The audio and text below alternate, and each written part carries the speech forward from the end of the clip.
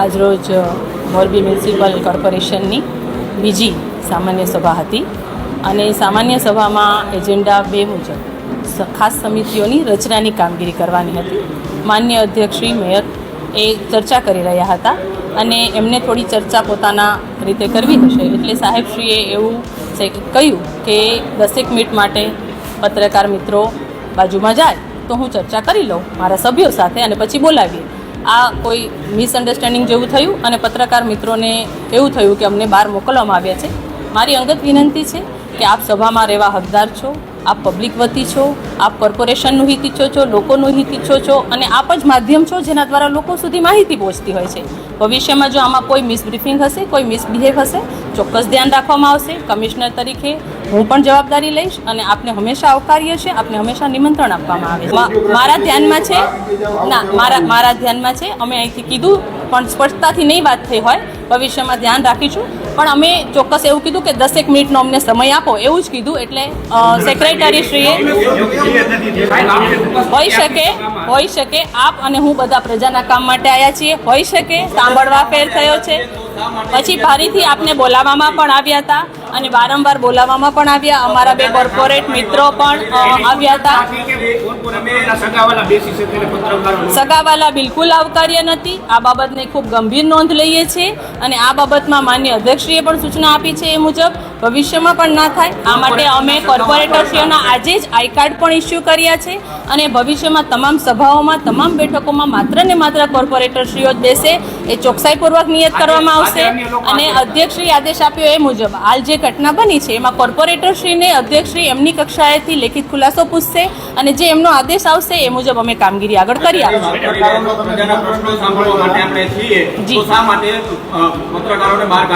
આ આપણાથી એક થોડું જે મિસ થઈ ગઈ છે આખી બાબતને ભવિષ્યમાં ચોક્કસથી ધ્યાન લેશું. પ્રજાના જ આપ પ્રતિનિધિ પણ છો, પ્રજા સુધી વાત પહોંચાડવાવાળા છો. અમે પ્રજાને જવાબદાર અધિકારી છીએ. ચોક્કસ આની નોંધ લેશું અને ધ્યાન રાખીશું.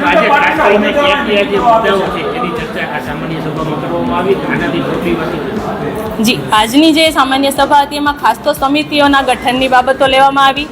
માન્ય અધ્યક્ષશ્રીએ સમિતિના ચેરમેન, વાઇસ ચેરમેનની નિમણૂક કરી. કુલ 15 પ્રકારની સમિતિઓ બનાવવામાં આવી છે જેનું લિસ્ટ આપને આપી દેવામાં આવશે. એના ઉપરાંત માન્ય અધ્યક્ષશ્રીએ અલગ અલગ કોર્પોરેટરશ્રીઓ દ્વારા જે પ્રશ્નોત્તરી પૂછવામાં આવી છે જે આપને પણ એ બ્રીફ આપશે એના પણ અમારા શાખા અધ્યક્ષીઓએ એમને જવાબ આપ્યા છે. એમના સૂચવ્યાના કામોની નોંધ લીધી છે. એ મુજબ આગળ અમે એનું આયોજન કરી અને સ્ટેન્ડિંગમાં મંજૂર કરાવી. વિકાસની ગ્રાન્ટમાં એ બધાનો સમાવેશ કરવામાં આવશે અને આગળ આ રીતે કાર્યવાહી થશે. એક ખૂબ ઉમદા કામ પણ આ સભામાં થયું છે જેની આપ સૌને જાણ કરું. માન્ય અધ્યક્ષશ્રી પણ આપને કરશે કે આપણા જે કર્મચારીશ્રી હોય ચાલુ નોકરીએ મૃત્યુ કે અવસાન પામ્યા હોય, કાયમી કર્મચારી વર્ગ 3 કે 4 હોય તો એવા કિસ્સામાં કોર્પોરેશનના ઠરાવ મુજબ 14 લાખની વીમાની રકમ એમને આપીએ છીએ. જે આજે પ્રથમ ચેક હતો એ અમે મેયરશ્રીના હસ્તે જે મૃત પામેલ, અવસાન પામેલ કર્મચારી છે એના કુટુંબીજનોને આપવામાં પણ આવ્યો છે. વિકાસના કામો અને પ્રજાના હિતમાં જ કોર્પોરેશન કામ કરશે એ ચોક્કસ છે. આજે પ્રશ્ન કરી હતી તેમાં એક પ્રશ્ન પૂછાયો હતો કે ભંગારની વાત આવે છે. છેલ્લા ઘણા સમયથી આજે ભંગારનું કૌભાંડ ચાલી રહ્યું છે તેને લઈને કેમ તપાસ હજી સુધી કરવામાં નથી આવી, ફરિયાદ દાખલ કરવામાં આવી? આ પ્રશ્ન પૂછવામાં આવ્યો અને તેનો વ્યવસ્થિત અમે પ્રત્યુત્તર પણ સભાને પાઠવી દીધેલ છે. આ કિસ્સામાં જ્યારે પણ ઘટના બની ત્યારે તુરત જ કર્મચારીશ્રીને નોટિસ આપવામાં આવી છે સિટી એન્જિનિયરની સહીથી. એનો જવાબ આપવામાં આવ્યો છે. જવાબ અમે અગ્રાહ્ય રાખ્યો છે અને એની જે સજા કરવા પાત્ર છે એનો પણ હુકમ આજે થયો છે. આ ઉપરાંત એફઆઈઆર દાખલ કરવા બાબતે 106 હેઠળ અમે ચીફ ઓડિટરશ્રીને તપાસ સોંપી હતી. એનો પણ રિપોર્ટ અમને આવી ગયો છે. એ મુજબ એની તપાસ અને એફઆઈઆર આગળની કામગીરી ચોક્કસ કરવામાં આવશે અને આ વસ્તુને ભવિષ્યમાં પણ સાંખવામાં નહીં આવે. આપણે જે ડોર ટુ ડોર કલેક્શન ચાલે છે તેમાં બાળ મજૂરી થતી એવું પણ ધ્યાને આવ્યું છે ને આજે એક ફરિયાદ પણ થઈ છે. તો શ્રમ અધિકારીના ધ્યાને જો આવતું હોય કે ડોર ટુ ડોર કલેક્શનમાં બાળ મજૂરી છે, બાળકોને કામે રાખવામાં આવે છે તો મહાનગરપાલિકાના ધ્યાને કેમ કોન્ટ્રાક્ટ? ચોક્કસ શ્રમ અધિકારીશ્રીના ધ્યાને આવ્યું છે. આપણે પણ એમાં જાણીએ છીએ અને એમાં ચોક્કસ પગલાં લેવામાં આવશે. આ વસ્તુ કોઈ પણ પ્રકારે ક્ષમ્ય પણ નથી અને ભવિષ્યમાં માનો કે કોઈ જગ્યાએ અમને દેખાય કે તમને દેખાય ચોક્કસ ધ્યાન દોરજો. આ વસ્તુ કોઈ પણ કાયદાની મર્યાદામાં ક્ષમા કરવામાં નહીં આવે.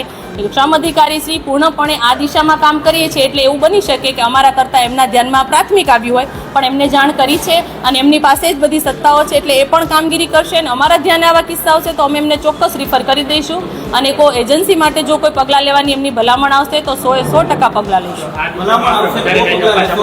કરવામાં આવે? કોર્પોરેશન કરતાં શ્રમ અધિકારી શ્રી અમે ઇન્ડિવિજ્યુઅલી રાજ્ય કક્ષાથી કામ કરી રહ્યા છે તો એમને જ કરવા દઈએ અને એમનો જો કોઈ રિપોર્ટ આવશે કોર્પોરેશનને તો કોર્પોરેશન ત્યારબાદ કાર્યવાહી કરે. ભલામણ આવે તો જ કાર્યવાહી કરશો કે પછી તમારી રીતે કોઈ કાર્યવાહી કરશો? કારણ કે આજે બાળ મજૂરોની સંખ્યા વધતી જઈ રહી છે તો આને રોકવા માટે તમે એજન્સી સામે કોઈ કડક કાર્યવાહી 100% કડક કાર્યવાહી કરશું. ભલામણ શબ્દ નથી રહેતો, એમના તરફથી અહેવાલ શબ્દ હોય છે.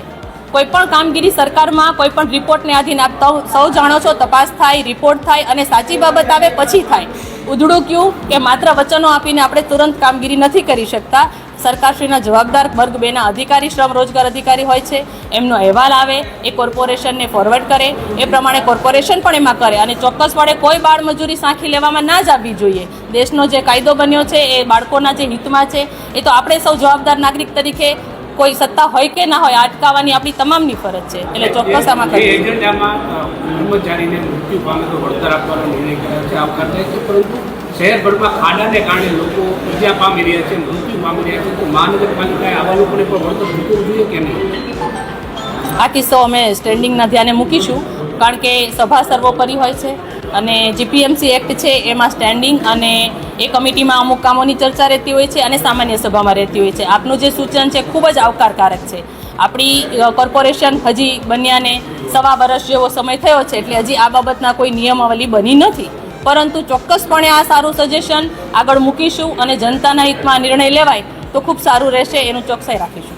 મેડમ, અત્યારે જે સામાન્ય સભા હતી તે પહેલા મીટિંગ થઈ તો ખરેખર એ મીટિંગ કઈ પ્રકારની હતી? પાર્ટી લેવલની મીટિંગ મોરબી મહાનગરપાલિકાની પ્રિમાઇસીસની શા માટે થઈ છે?